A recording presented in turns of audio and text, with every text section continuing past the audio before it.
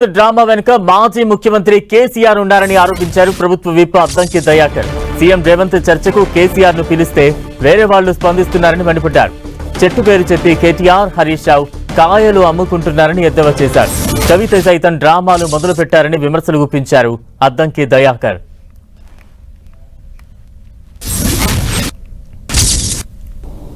ముఖ్యమంత్రి గారు ఆహ్వానించింది మిమ్మల్ని, ఇక పిచ్చి కుక్కలని లేచి వస్తా ఉన్నాయి. వాళ్ళని ఎవరు పిలిచిండ్రో నాకు అర్థం కావట్లే.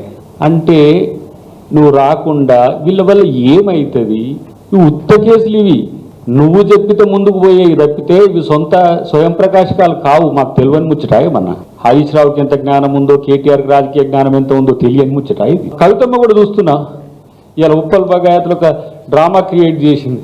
అసలు 10 సంవత్సరాలు మీరు అధికారంలో ఉన్నప్పుడు ఉద్యమకారులు గుర్తురాలే. కేసీఆర్ గుర్తుపెట్టుకో, నువ్వు రావు. మాకు తెలుసు, చెట్టు పేరు చెప్పి కాయలమ్ముకోకండి. కేసీఆర్ అంటోడు రాడు.